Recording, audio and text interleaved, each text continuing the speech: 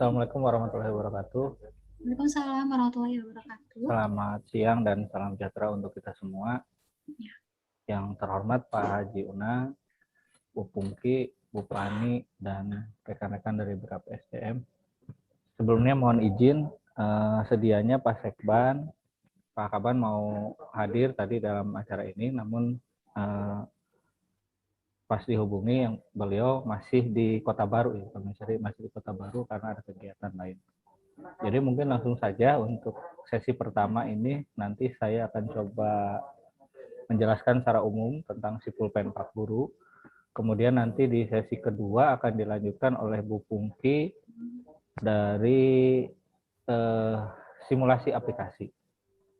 Yang terhormat Bapak dan Ibu Guru peserta webinar pada siang hari ini, pertama-tama tentu mari kita ucapkan puji dan syukur kehadirat Allah Subhanahu wa taala karena kita masih diberikan kesehatan, masih diberikan anugerah yang tidak ternilai ya. Kita bisa hadir bertatap maya dalam acara webinar pada siang hari ini. Alhamdulillah peserta cukup antusias, semangat, terlihat ini ada sekitar 120 yang bergabung sampai dengan saat ini. Terima kasih sekali lagi atas kehadirannya. Mudah-mudahan kita sama-sama bisa berdiskusi, bisa sharing. Ya nanti mohon juga masukan dari Bapak dan Ibu semua. Di sini juga bergabung Pak Haji Unang dan tim dari PAK. Mungkin nanti ada hal-hal yang bisa kita diskusikan, bisa nanti kita diskusikan bersama. Baik, kita langsung saja mungkin ke materi. Saya akan membawakan terlebih dahulu pengantar tentang apa sih si pulpen Pak Guru.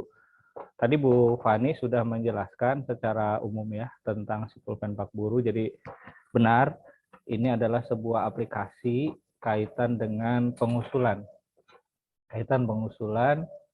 Kemudian penilaian dan penetapan angka kredit guru. Aplikasi ini mulai dirintis sejak tahun 2016, yang awalnya di mana penilaian Pak Guru ini dilakukan secara manual, kemudian ada beberapa proses ya menggunakan teknologi informasi, dan terakhir 2016 itu menggunakan aplikasi ini yang berbasis web. Ini adalah merupakan salah satu inovasi yang kita lakukan, yang kita terapkan dalam rangka tentunya untuk meningkatkan pelayanan kepada guru ya dalam proses pengurusan PAK atau penilaian angka kredit. Baik, nah ini perbedaannya apa antara DUPAK dengan kenaikan pangkat? Yang pertama, DUPAK itu adalah atau daftar usul penetapan angka kredit, tadi definisinya sudah dijelaskan sama Bu Fani di awal, dilakukan rutin setiap tahun bagi jabatan fungsional. Jadi Bapak Ibu yang sudah jabatan fungsional itu punya kewajiban dalam 1 tahun itu harus mengusulkan DUPAK untuk memperoleh angka kredit. Dilengkapi dengan dokumen sesuai ketentuan. Mungkin tadi salah satunya adalah sertifikat tadi. Agar apa? Agar mendapat penetapan angka kredit atau PAK. Nah, dari PAK ini baru nanti dia menjadi berkas pendukung untuk usul kenaikan pangkat. Ya, jadi jangan berpikir dulu naik pangkat. Kita berpikirnya menyusun dokumen, melengkapi dokumen seperti tadi sertifikat dan sebagainya. Itu adalah untuk kelengkapan DUPAK dulu. Ketika PAK-nya sudah memenuhi untuk naik pangkat, nah baru kita proses berkas untuk usul kenaikan pangkat. Perbedaannya apa? Kalau tadi DUPAK dilakukan setiap tahun rutin, jadi mau naik pangkat mau enggak, Bapak Ibu itu punya kewajiban sebetulnya untuk mengusulkan DUPAK setiap tahun. Mau naik pangkat mau enggak, DUPAK mah harus tetap diurus gitu. Supaya apa? Supaya dapat PAK tahunan. Nah, kalau naik pangkat itu idealnya biasa ada periodenya. Dilakukan setiap 4 tahun kalau non jabatan fungsional ya.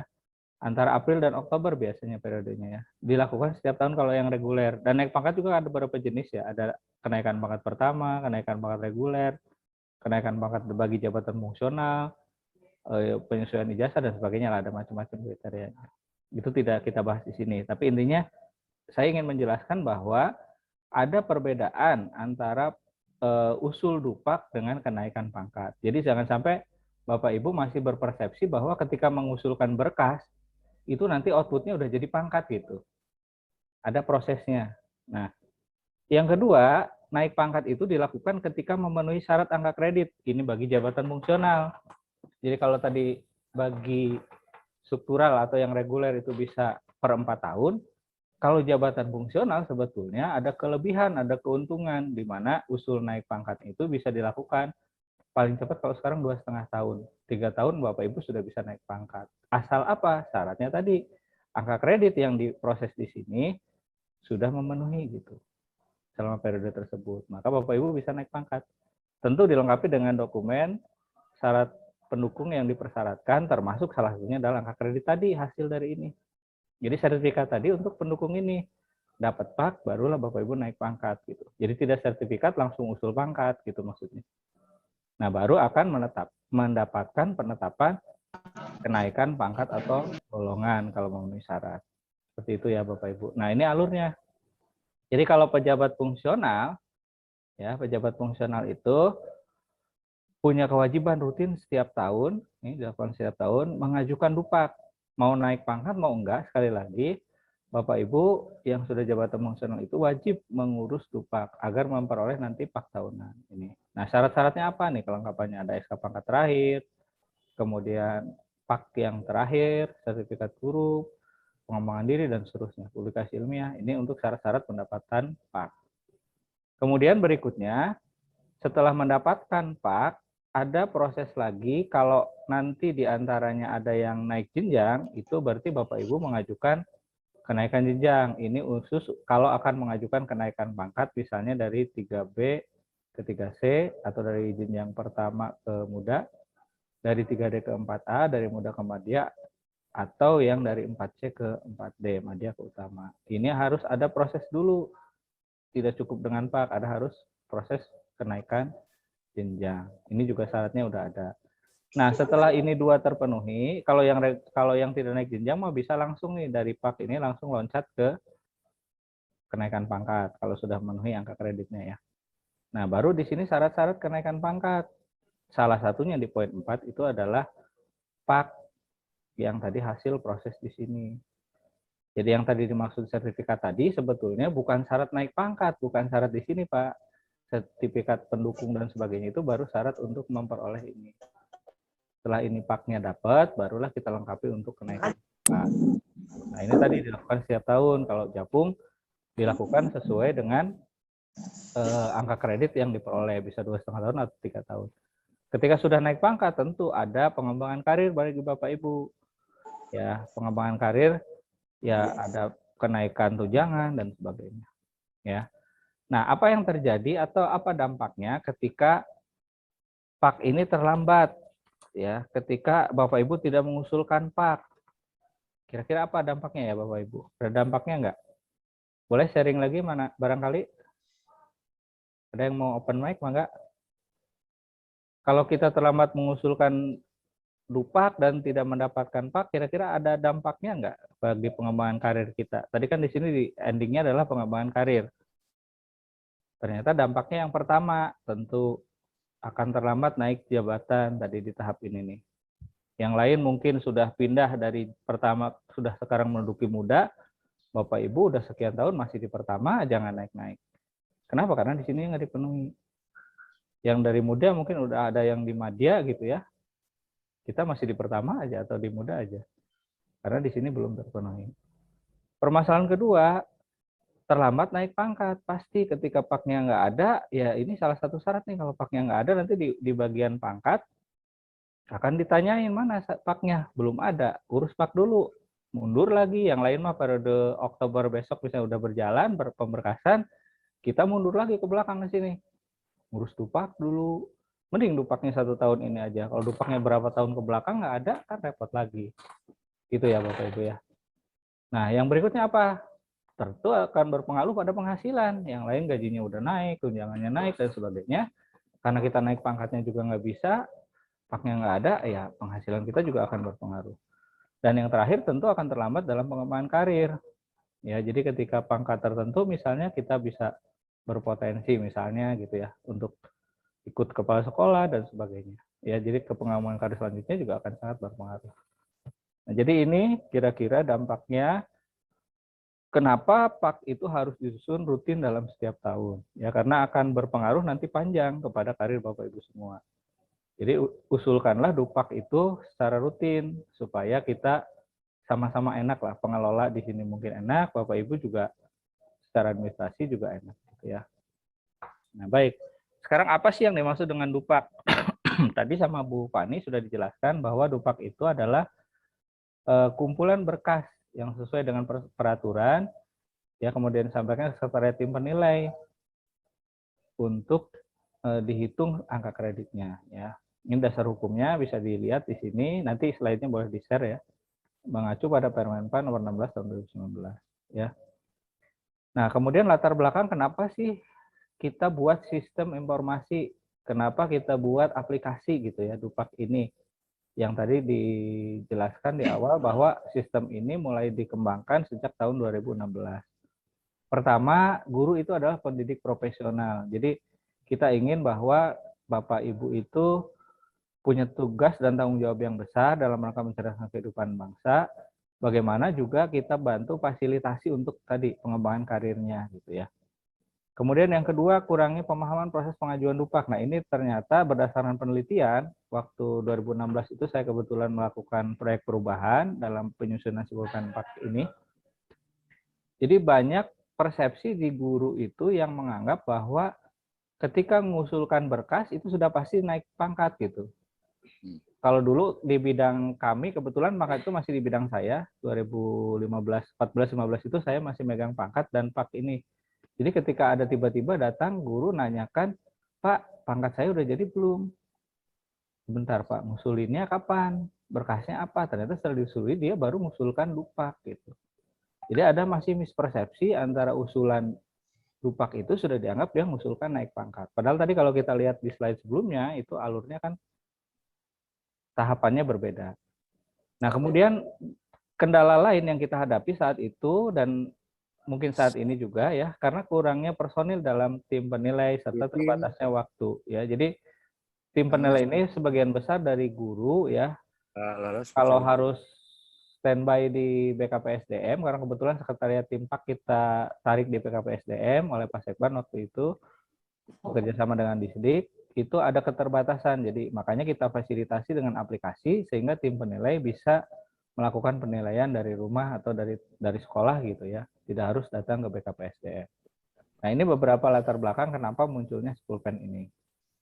Kemudian latar belakang lain, kita tahu mungkin dengan mudah kalau kita cari di Google ternyata banyak sekali permasalahan-permasalahan kaitan dengan angka kredit ini.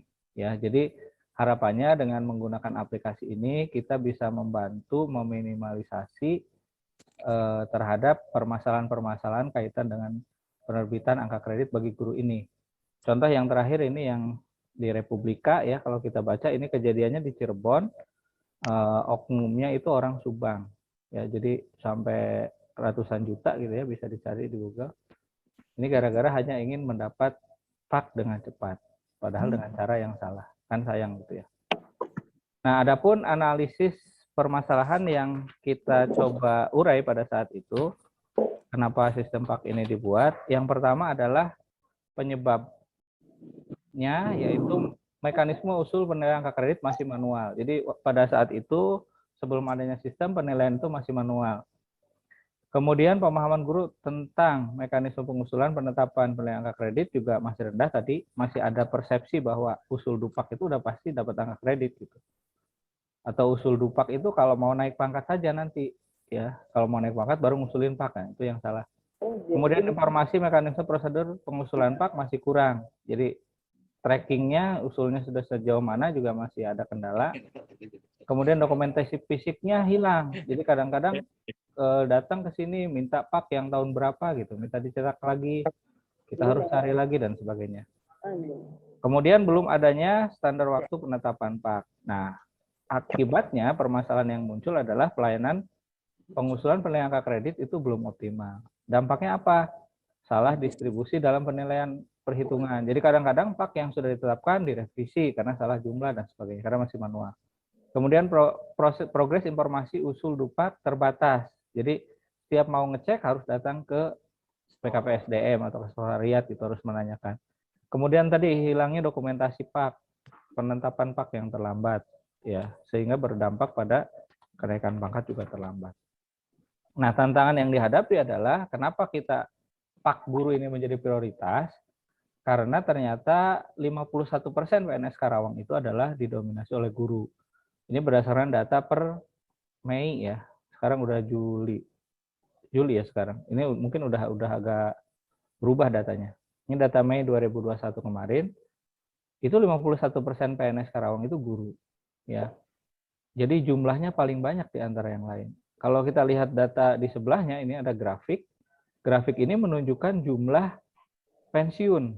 Ya, kita lihat puncaknya terjadi di 2023, itu ada 2022 ya, tahun depan, berarti ada 826 pegawai yang pensiun. Dan ini setelah dianalisis, paling banyak itu juga terjadi pensiun dari guru. Karena konon katanya di tahun itu ya banyak guru yang diangkat guru impres waktu itu dulunya katanya. Jadi akan banyak sekali kekurangan pegawai. Nah, mudah-mudahan nanti dengan rekrutmen ke depannya bisa menambah kekurangan ini. Nah, kemudian berikutnya tantangan lain selain tadi dari jumlah guru itu mayoritas ya, tantangan lain yang kita hadapi saat ini adalah adanya terjadinya transformasi digital. Sebagaimana kita tahu, saat ini kita sudah tidak bisa lagi mengelak dengan adanya digitalisasi. Mungkin dulu ada beberapa rekan kita yang masih terbiasa dengan HP yang pakai tombol gitu ya. Nggak anti dengan Android lah. Tapi sekarang dengan adanya COVID, ya, anak-anak dituntut untuk belajar dari rumah, dituntut harus pakai Android, maka mau nggak mau, ya, sudah menjadi sebuah kebutuhan. Kemudian adanya revolusi industri dan sebagainya. Adanya perubahan kebiasaan. Belanja tadinya biasa ke pasar, sekarang belanjanya online. Ya, ojek tadinya biasa ke pangkalan, sekarang pakai ojol ya, dan seterusnya. Ini kebiasaan-kebiasaan ini mengubah pola kerja kita. Ya, jadi artinya kita juga harus beradaptasi dengan ini. Tentu juga didukung dengan Permenpan juga yang menjadi latar belakang ya di sini bagaimana kita dituntut pemerintah pusat mengembangkan inovasi ya sistem pelayanan berbasis teknologi informasi. Nah, ini salah satu upaya yang kita lakukan. Kemudian ini sekilas ya proses transisi pengelolaan penilaian angka kredit jabatan fungsional guru. Jadi awalnya sampai dengan 2012 itu kita menggunakan Permenpan 38/2010, termasuk di sini adalah in-passing ya, Bapak Ibu mungkin sudah. Kemudian berikutnya menggunakan mulai Januari 2013 sudah mulai menggunakan Permenpan yang baru. Nah, ini milestone-nya. Jadi kita dari 2012 membentuk sekretariat tim penilai dengan SK Bupati Karawang, kemudian melaksanakan in-passing ya dengan menggunakan aplikasi Akses waktu itu yang dikembangkan oleh Pak Jajang ya.